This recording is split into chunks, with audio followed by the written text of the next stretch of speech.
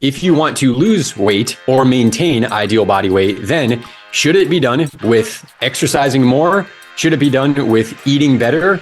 Should it be done with portion control? Or maybe a combination of all of them? And the research on this is going to blow your mind.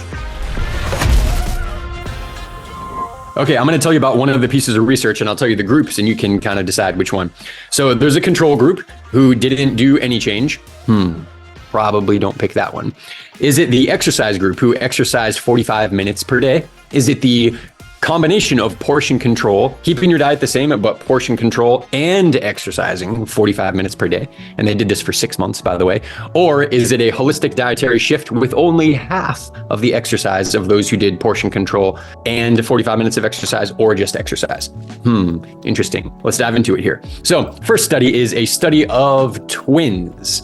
And twins are great to study because obviously they are, if they're identical twins, they are genetically similar. Their epigenome may be different based off of lifestyle, diet, exercise, lifestyle habits, but they're pretty similar, so they're great to have.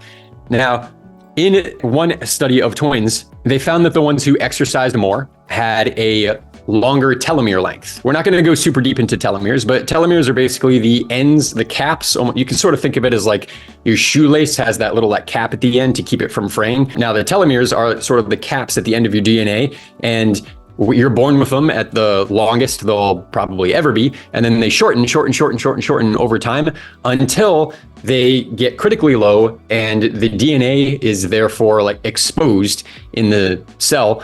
And that is a signal for your body to eat up that DNA, because it could become damaged, it could unravel, it could wreak havoc. So your body will then dispose of that DNA.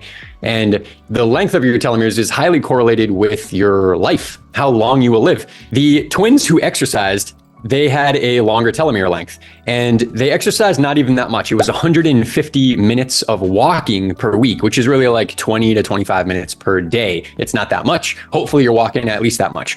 But most studies on this showed that there was no significant health outcome from 150 minutes of walking per week. But there is some evidence with elite athletes. So 20 to 25 minutes of walking, I would not even consider that exercise. But unfortunately for a lot of the Westernized population, especially, that is exercise, because we've become so sedentary. But with elite athletes, elite endurance athletes, ultramarathon runners, and cyclists, there has been some research that shows a little bit of a difference. And let's talk about that here. These people were selected based off of running. So the runners that were chosen were based off of running an average of 50 miles per week, every week, for 35 years. That's quite a lot of running. It's out of the norm for virtually everybody, but maybe for you, because you're a runner, maybe that's about on par with maybe what you do. Maybe not for 35 years yet, but keep it up. But that's a lot of running.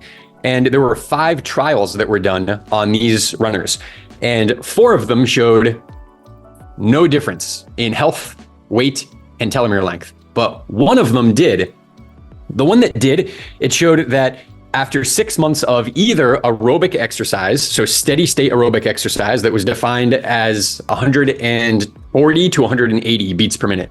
So that's relatively hard for most people, but on a given run, you're probably running 140, 150 oftentimes. For just 6 months, that did correlate with longer telomere length. Or HIIT training, high intensity interval training. Either one would have that effect. What did not have an effect is strength training. So what we can take from this is that it's possible that aerobic training or high intensity interval training done regularly throughout a lifetime will increase your lifespan via increasing the length of telomeres. But of these 5 studies that were done with elite athletes, 4 of them showed that that was not even the case. But take with that what you will. It's certainly not going to hurt, but it seems to be like it's even kind of neutral. Well, that's interesting, because that's a lot of working out. That's a lifetime of working out, and it didn't correlate with longer telomere lengths and better DNA repair and longer longevity. That's interesting. So I'm going to tell you about 2 other studies here. Let's talk even more specifically about eating versus exercise. Here's an interesting one on the psychology, your own psychology, and how we influence ourselves with how much we eat versus the exercise that we do. Now, here's 3 research studies for you. One of them was people on a bike there was a stationary bike, and the researchers put two different groups, and they took one of the groups and they manipulated the little screen on the bike to lie about how many calories that they burned. And with the other group, they did not. They kept it kind of standard. So there was one group who believed they were burning more calories, even though they didn't, and one group who burned, what the bike said that they burned. Same workout, because they didn't know about each other. One of them thought they burned more calories, but they didn't. And they then had them go and have a meal and self-select whatever they wanted to eat. And the effect of this was when you think that you burn more calories, it actually affects your taste perception of your food. And so we self-select to eat more of the high stimulating foods. And in this case, what they chose was more chocolate chip cookies, which is quite interesting because they think that they deserve a reward. And how many of you do this as well? After a long run, after a big week of training, we deserve those calories, we deserve the reward. So we splurge a little bit, we have a cheat day. But have you worked out though? Yeah. No, but I'm about to do a 12-ounce curl, so. There we go. Cheers. We have a little bit extra treats, desserts, whatever it is. And that seems to be the case. It is a psychologic thing. It is not a physiologic thing. Your body doesn't actually crave that more. It is a trick. So there was another study that on this same topic about self-selecting food that broke participants into two categories, and they had them go on walks. They told one of the groups of people that they were going to go on a nice scenic walk. That was the terminology that they used. They told the other group that they're going to go on an exercise walk. Interesting. They walked the same, but just with planting that idea into their mind, scenic walk, which sounds nice and pleasurable, exercise walk. And most people don't really like to exercise. Maybe you and I and everybody here do perhaps, but most people would rather go on a scenic walk than an exercise walk. And so the ones who went on an exercise walk, they ate 35% more calories afterward. And they self-selected what food? They chose chocolate pudding. So again, desserty kind of stuff, sweet kind of indulgent stuff. They burned the same calories, but the way that they thought about it changed how much that they ate. So one of the keys for you is that if you can find a way, maybe you already do, a lot of you already do, but view your running as a relief, something that is pleasurable, something that you want to do versus something you have to do for your training, for your exercise, for your health. If you feel you have to do it, it's gonna drive you to reward yourself after, whether we think we would or not. The research shows definitively that it's 33 to 35% more calories that we'll consume afterward. Okay, third study. This one's even crazier. They split participants and had them not go exercise, but just had them imagine exercise. And they did this by reading about exercise versus reading leisure. And those who just read about exercise and didn't move their body at all, this idea that they had of giving themselves license to consume more still happened. And then ended up eating 60% more calories afterward. And the foods that they self-selected in this study were M&Ms. So again, it goes back to that reward circuit that we think we earned a reward, and so we eat shit food and we eat more of it. And so what happens is that if you're exercising, you're not likely to lose weight for a number of reasons. And we're going to come back to the most impactful reason on this last study here. But one of the reasons is that we feel that we deserve now to either eat more or eat more indulgent food. And this is something that happens to me as well. I eat more, but I still eat plant-based. I still eat, whole food plant-based. But let that be like a final sort of nugget of information for you. Even thinking about the anticipation of exercising, whether you do it or not, leads to higher calorie consumption of shitty foods. Now that of shitty foods thing is really what we're going to hear on our final study. There is an interesting thing that happens with, if we think about this from like an evolutionary point of view, what our body wants to do in response to exercise, if there's a big caloric expenditure because you've been hunting and gathering and building huts or whatever it is in olden times, caveman days, then our body doesn't want to have a huge caloric burn and then die. So we're driven to go consume more calories if we have a higher caloric burn. Now, that's fine if you're at a really high level of output. And you bet your Katukish that ancient man had a really high level of output. They weren't sitting around on couches all day watching Netflix and driving in their car. We had to walk and move and lift and be exposed to the elements, all these things. And we had more responsibility probably to survive back then too. So there is a threshold And that threshold is 7,100 steps per day. Any of you wear a GPS or a step counter and it tells you your steps? At 7,100 steps per day, this is a threshold that if you are below that, probably none of you are, because if you're doing a run really of any length, plus you're active, you're probably above that. But if most people are not. A lot of people strive for the 10,000 steps per day, and that is like a big success. A lot of people get far less, 2,000, 3,000, 4,000. If you're below this, the problem is that regulation of, oh, I did an exercise output, I should eat more. If we go in reverse, so I exercise less, I should eat less, that actually happens. So I exercise less, I should eat less. We have a feedback in our body that signals that to us, but once we get to 7,100 steps and below, that feedback no longer works. And so if you're exercising 7,000 steps per day, which doesn't really, that's not that much, versus 3,000 steps per day, your appetite does not decrease or increase based off of the activity level. So for a low level of activity, your appetite is going to still get triggered. You're still going to think that you have the reward and the craving for more indulgent food, and that appetite is going to remain high. It's not going to go lower because you exercise lower. If you only moved 2,000 steps per day, your appetite's probably going to be the same as if you moved 7,000, is what that's saying. Now we're going to go into the final research study here. This is the take home, okay? So I really want you to lock in here. Take notes on this. This is on, is it the food or is it the movement that we do that causes improvement in health and a reduction and maintenance of ideal weight? Now, this research study is quite amazing. There were 5 groups in this research study. I'm going to tell you what they were. I already told you at the beginning a little to take a guess. One of them was a control group.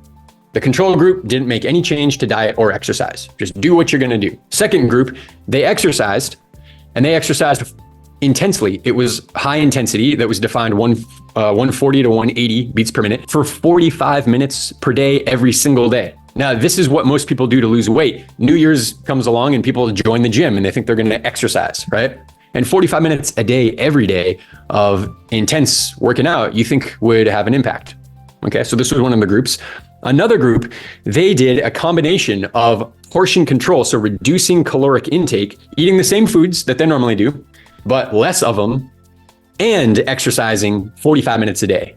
So maybe better, maybe. And then there was a final group. They followed what's called the Ornish diet. And that is Dean Ornish, who's a very successful researcher and practitioner with diet for reversing heart disease, reversing cancer, all-cause mortality. Dean Ornish, you may want to look him up. He's one of the OGs of the space. Now, this final group, they did the Ornish diet with half the exercise. So we could take that to be about 22 minutes per day. Not 45, 22. A little bit of exercise, but they followed a diet that was free of processed meat, no alcohol, and whole food plant-based. Some of them did have meat, but no processed meat. And it was like 95% whole food plant-based. Some people self-selected, I guess, to have some meat, no processed meat, no alcohol, almost exclusively whole food plant-based. Okay, now here are the results. Are you ready? Here they are. The first one that's most obvious is the control group. So what they did is they measured weight loss, and they also measured length of telomeres, which is a great indicator of your all-cause mortality, the length of your life, the quality of your life and your health. They measured both of these, okay? In the control group, there was no change. Duh. So let's move on to the exercise-only group. 45 minutes a day of rigorous exercise. Ready? After 6 months, no difference from the control group. 0. No difference at all. That's insane. Working your butt off to lose weight, no difference. But don't we see that? And before we get to the last two, let's talk about this. Don't we sort of see this in the population? The little old lady who is like wanting to shed those extra 5 pounds and goes out with her friend for like the morning walk with their dog. I mean, we just see this, right? People are exercising. They go to the gym, they go for walks, they do these things, but we see them again the next year and the next year and the next year, and they kind of look the same. So the third group is portion control and exercise. This one's gonna piss you off. There was no effect.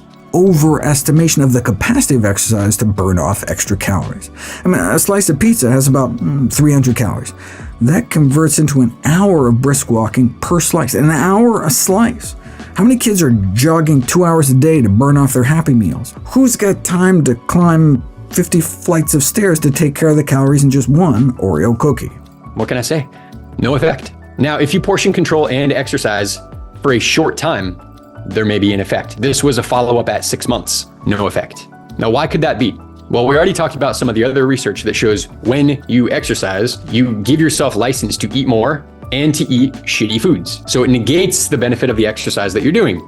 So the Ornish study, only half the amount of exercise, but they changed the quality of what they're eating, not the quantity, no caloric restriction whatsoever. Eat as much as you want, but the quality. And they cut out the shit. They didn't even cut out all the shit. They just cut out a lot of the shit. So under this study, it controls for exercise and it controls for portion control. And this was the only group that had sustained weight loss, improved telomere length. So you could effectively say that they reversed their cellular aging, because cellular aging is determined by the length of the telomere. They reversed their cellular aging, which means they got healthier, they lost weight, and they got healthier. So the takeaway from this is that eating a 95 to 100% plant-based diet. Now, don't shoot the messenger here. I do recommend that for you. You don't have to agree. You don't have to do it, but just know about this research and make strides to do two things. Number one is not all plant foods are created equal. If you're eating plants, it doesn't mean it's healthy. You can eat Oreos. Oreos are vegan. Did you know that? Probably a lot of people know that, but they are. You can eat Oreos and that's not going to lead to improved health. Reducing the junk and the shit in the diet, alcohol, processed meat, quantity of meat. They still were allowed to actually eat meat, but no processed meat and no processed junk foods. That's it. Here's a bonus for you that you're really going to love. I want you to hear about one of the runners who I work with, who's a sub 2:30 marathoner, and he lost 40 pounds simply by shifting his diet. His mileage didn't go up, the quality of his training went up, but he did this with a dietary shift. Listen to him. Remind us all, you went completely raw, like basically cold turkey in January. And since then, can you just give us a couple of bullet points of what's happened? Weight, how you feel, performance, sleep? Yeah. So my weight, I was wrong when I told you my weight on our call on Friday. I'm down 40 pounds now. Woo! Yeah, I've been saying 33 or 30. You're down 40. I'm down under 150 right now. I was at 189. I used to drink a lot of dairy, steak or chicken or fish every day. I thought my food was good, but it's not. The first 20 pounds came off in 2 weeks, and then the next 10 pounds came off over 2 months, maybe 2.5 months. And then the last 10 pounds has slowly been trickling away as I've gotten better and better at this. My resting heart rate used to be in the 60s, even when I was a college runner. My resting heart rate was always like 62 to 66. Now it's in the mid 40s. My heart rate variability and my heart recovery's up. It was at a dangerously low, like 30 to 40, and now it's up above 70, 80, 90, depending on the night. And I feel great all the time. And I did 80 this last week, and I feel great. My energy levels are higher than they've ever been. I don't feel like I have to slog through any workouts. I just eat. It requires a lot of volume. My wife was really worried about when I switched to being plant-based, like mostly fruit and raw vegetables. She was thinking I was going to not have the energy to continue forward. And she was prepared to tell me to cut it out because I get grumpy. She calls it pigeonholing, where I start narrowing in. I did this with the keto diet. I did this with others, and I got really grumpy as a person. I'm not grumpy. I'm not tired. And my miles and exercise have been better. And also my squat's gone up. My back squat is higher. My kettlebell swings are bigger, and I'm shooting for a new bench press record.